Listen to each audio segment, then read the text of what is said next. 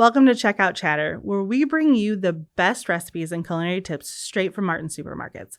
I'm your host, Chef Britt, and I'm thrilled to be your guide on this delicious journey. In the kitchen with Eric Rouleau. He is in digital marketing for SpartanNash, and I'm so excited to be here with you today. Britt, awesome to be here. I'm just glad to be part of this. For sure. So marketing, digital marketing, that whole lump sum of things is huge. Briefly, what's work for you? What do you do? Me? So I'm mainly a marketing strategist here at SpartanNash. And so my job is helping to communicate all the great things that we do out there on all the different social media channels that we have, in any kind of way that I can get the word out there about the things that we do. Social media is just so huge right now too. I mean, I know I'm guilty. You get soaked into that scrolling.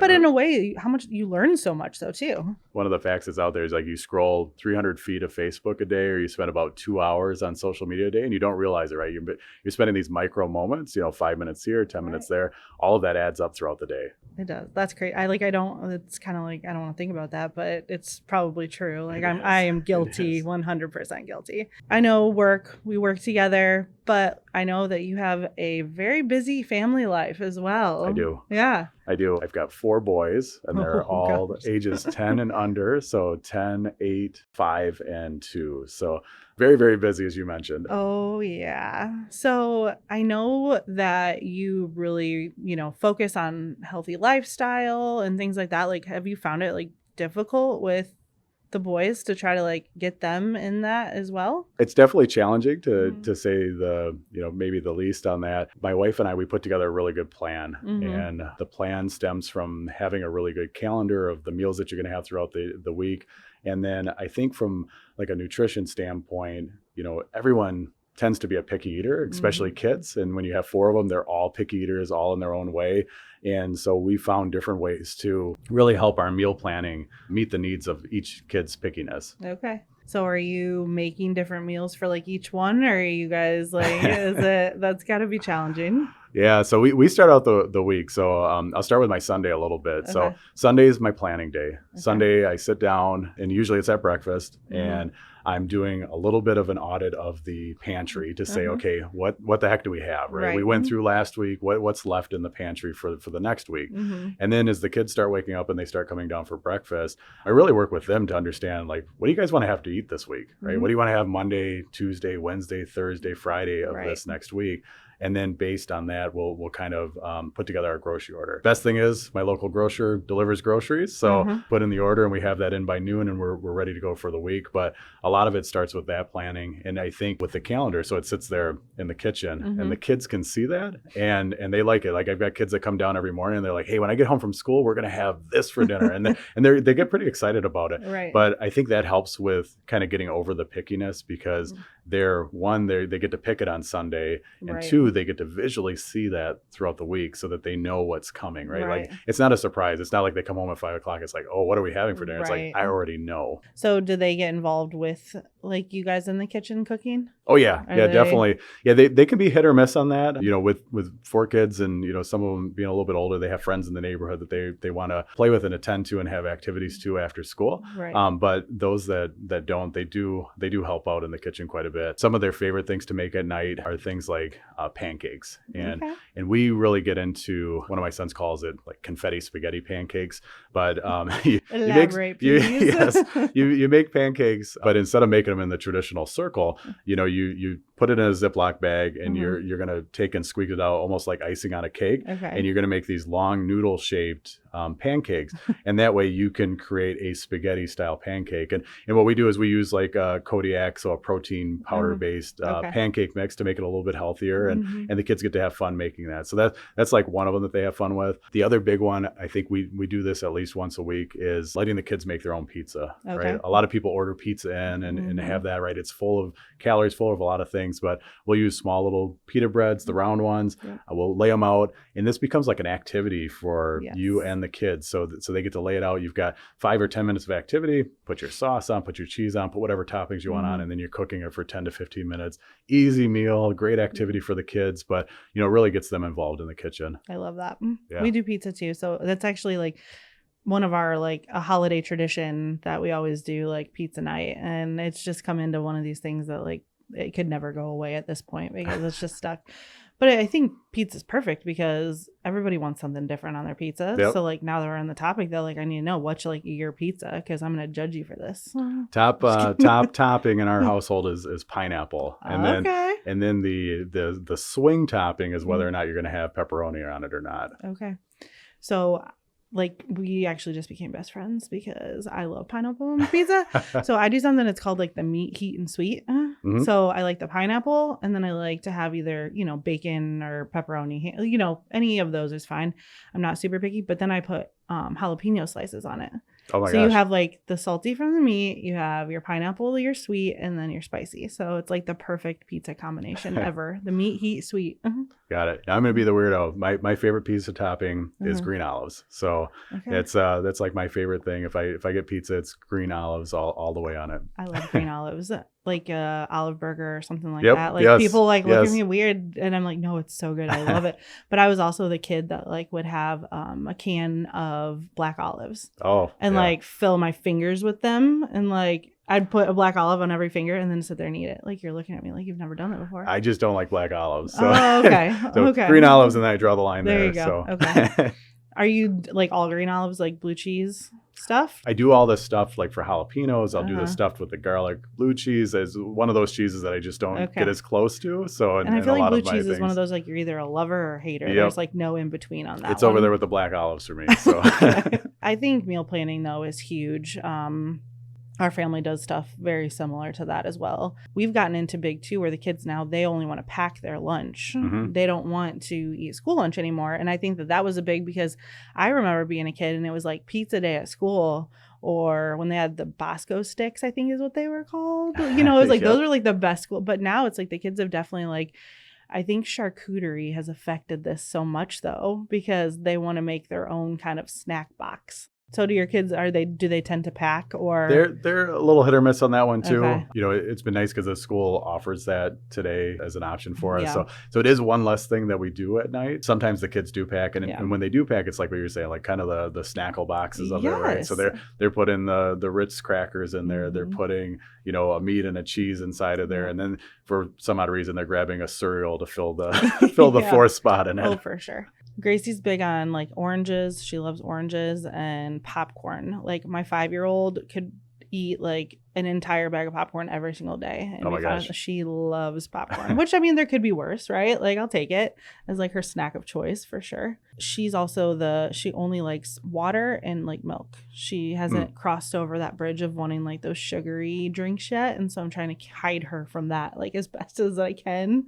Well, that's one of the difficult things I think we went through throughout the years is with having 4 kids, you have different allergens that they have to overcome throughout the time too. So we've got some that are lactose intolerant, you know, that have to not have as much dairy products. We've had some that have been allergic to beans, you know, for a temporary period of time that we've went to allergists for. So you end up having this meal plan that you have for the week, and then you're constantly adjusting to the unique needs of each individual kid that's out there. So not even a pickiness by choice, it's a pickiness by, you know, having to adapt to what they have to for their body. So we have no allergies so far, so I'm hoping that it stays that way, but we'll see what happens. So in this busy lifestyle and I mean health conscious and all that, like I know that you do work out frequently, don't you? Yep, I do. So I believe you ride bikes and so what's the realm of that? A little bit of a story. I mean, there's a lot involved in it. So I'm a triathlete, so I do swimming, biking, and running. I'm currently training for a marathon in that aspect. And then from a workout standpoint, each morning I'm a 5 o'clock gym guy. Like I'm there every single morning. But I do HIIT training, which is high intensity interval training. So it's a lot of quick lifting and things like that to get your heart rate up for the day. And I do that in a group workout setting. Okay. So I'm very dedicated to that on an ongoing basis. Is that every morning? Every morning, yep. My alarm goes off at 4:30 each morning. Way more disciplined than I could ever be, but that's awesome. Yeah, but I mean that's part of it. I mean, like when you get into these routines and these lifestyles, like with me with a larger family, a busy lifestyle, what I found for this is you got to do it first thing in the morning. You almost got to do it, get it out of the way before the day hits you, right? Right. Do the kids, are they involved in that with you at all as well? Or the family? Yeah. Is that like, do you guys do like I think turkey trots, and there's different like, things like that? Yeah, so we participate, or we try to participate at least in like one event a month throughout the year. And so that could be like a 5K race, which is about 3 miles. My oldest son, who's 10, he's really, adapted to that. He really gets excited about that. So he's in a lot of different sports. So he's in football and soccer and basketball, and the running really, really helps. It helps keep him motivated in that. The other kids are, a little bit too young for that yet, and they're getting there. But we do a lot of things to incorporate that into our lifestyle. So for example, our daycare is about 1.5 miles away from our house, and we'll walk there or we'll run there to pick up the kid, after school. Awesome. So trying to incorporate those types of things, and they kind of aspire to do those things as they get a little bit older. Right. Max is in Boy Scouts, so he's done like, the hikes and different things like that. We love like anything swimming. I think our family can join in that. I mean, they can do it for hours. Like sometimes I don't know how the kids are still moving. And Gracie, our 5-year-old, she is big in gymnastics right now. So that was something new. And she started doing aerial arts. Yeah. And so, as a mom of a 5-year-old, I'm looking up at my 5-year-old like 20 feet off the ground, just in this like rope fabric thing, and there's nothing holding her. And, that mom instinct, I'm like, oh my God, don't fall, but then part of me is like, she knows what she's doing. She's been trained, but she's definitely our little active. She's everywhere. It's crazy. You get a really big sense of pride when you see the accomplishment of the kids. Yeah. And especially like in these running events too, like I see them, like my oldest son, Jack, he's 10, and the first couple of miles, you really start to see the mental toughness that a kid has. And, when youth is going through that, it can be challenging, right? You think about, hey, I'm going to go run a mile. I'm going to go run another mile, and then I'm going to run a third mile.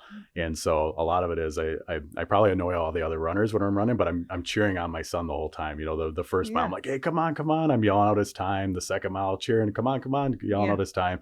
And then when we get to that final mile, if you've done like track running before, a time around the track is about a quarter mile. So we start talking to each other in that language, and we're like, hey, it's four laps around a track. Right. Like that's what you got left. We got 3 left. You got 2 left. And then when it's 1, you're just going to let it all out. And then we really get to celebrate together. And it's such an amazing experience. That's awesome.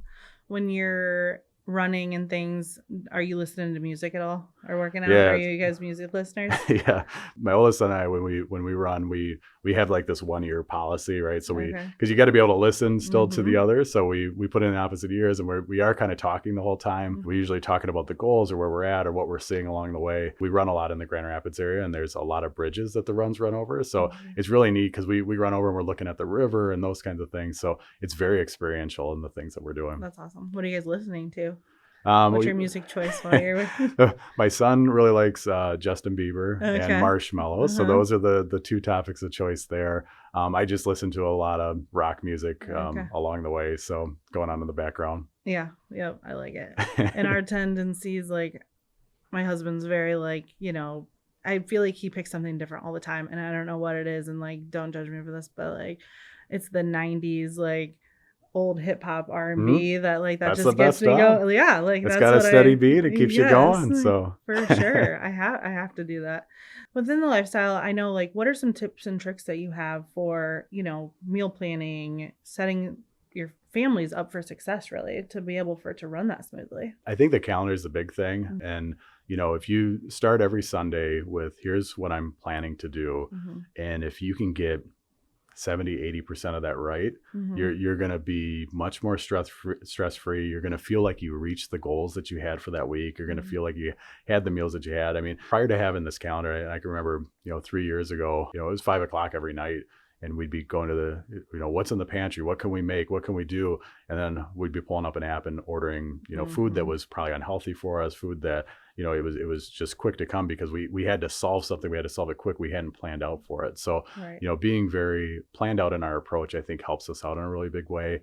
Being very intentional about what you're doing. And then, talking to, especially with a family of kids, talking about the things that we're going to do throughout the week. So it helps everybody get really aligned to the plan. Like, hey, here's what we say we're going to do for the week.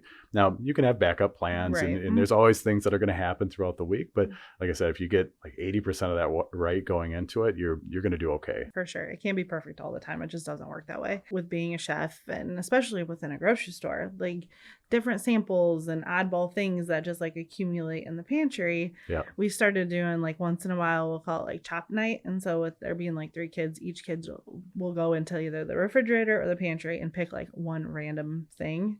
And then they challenge me to be able to like make dinner out of it. And there's been some definite fails in that process, but it's also kind of fun because then they see like something that, typically they would never eat or never. And then they're like, oh, well, it's in this and it's good, so that's been and you're planning for it, right? You're planning for the kind of unprepared, impromptu chefing. So that's super cool. Yeah. And I think it kind of like keeps me on my toes a little bit too, of like coming up with like, I think one time it was like this, like Korean barbecue sauce one of the kids grabbed, and then there was like broccoli and I forget what the meat was. I want to say it was like bacon or something like that, which like, you use a little bit, and we ended up, I did kind of like a pho in a way, like kind of, threw some stuff in different veggies and like, they called it like soup, but it was, it worked out, but it was also, I was like, oh my God, this is going to be awful. So, but it's good to like have, different things like that. And I think it gives them like different flavor profiles to try as well. It's awesome. Yeah. I mean, if you had come into our house and you were having a dinner, you probably wouldn't notice that you were eating maybe healthier than what, like a normal family would eat. Like one of the big things that we do is we make sure like with ground beef, like we're always 90% leaner or higher. And so you think about things like spaghetti and hamburger and lasagna and all those kinds of things, like we're naturally putting that inside of the food. And then, our kids, they really like, so like you think about spaghetti, like the noodles are the real carb heavy part. Right. We get on the spaghetti squash side. I love the spaghetti squash. It's awesome. It's delicious. Yeah. Our kids like it too. So like it took a little while for them to get used to that. I think the texture and those kinds of things with it, but we do some of those small replacements on top of that. So, you think about like throughout the week, you're trying to incorporate these healthy things. There's normal meals that you can make and just have some simple ingredient swaps that really help you out in the overall, health initiative. Definitely. One of our kind of like hacks has been the like cheeseburger salad. Instead of going and getting like, a cheeseburger, Big Mac somewhere or something like that, we turn it into a salad. So we do like the lettuce, ground beef, pickle, onion, tomato, and then we make like the sauce, and they will eat it up. And so it's kind of been like a replacement to where they feel like they're having that guilty pleasure item, but it's a salad. It's like an unwich. Yeah, exactly. I mean, I love an unwich. So that's been like kind of something that they've really done, really liked. And then also we have a Blackstone now. And so that has helped a lot, because I feel like even just having them outside, like cooking on it, they feel like they are on top of the world. Like they are, we'll do different like rices and different things like that out there. And like, even just like hibachi night, like different things, but getting them out there and they're using like the big spatula, and they love that for sure. Yeah. We've got a Blackstone too. And that's like our favorite. I mean, I thought when I first got it, the biggest hack for me on that was you had this like big griddle and you could cook breakfast in a really big way. I probably did more breakfast than anything else when I started with that. But like what you were saying, I mean, doing rices, doing the cut up meats, doing the cut up vegetables, even the pizzas like we talked about earlier, like so doing like a flat out bread where the kids make them and you put them on there. I mean, it creates a really great surface area to be able to do that. Yeah, no, that's awesome.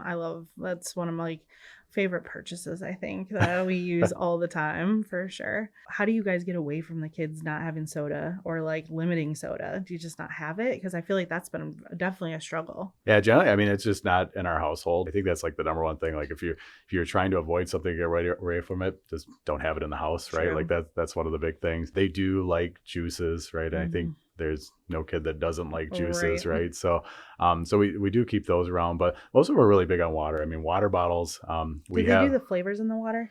We have them, and they do like some of those, but most of them are good with just drinking water and just drinking milk. But I think now too, especially you can get a new water bottle anywhere and the newest, coolest thing. But I really do think that they help like with consuming water because they're like, I got this cool cup I get to drink water out of, Well, Eric, it has been awesome. I appreciate you coming, hanging out with me, talking all things like nutrition, family, stuff like that. I really appreciate it. So I like to kind of end podcasts with like 3 like rapid fire questions. Okay. And so like just first thing that comes to mind, just like spit it out. Sound good? Okay. Sounds great. Okay. What's your favorite color?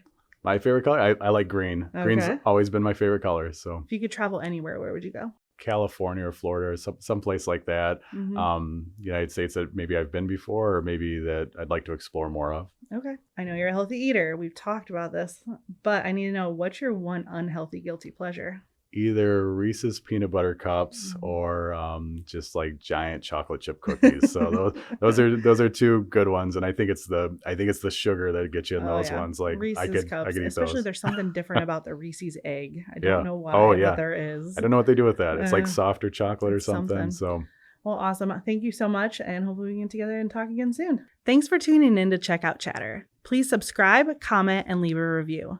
Don't forget to visit Martin Supermarket's websites for products and resources mentioned in this episode. Until next time, happy cooking.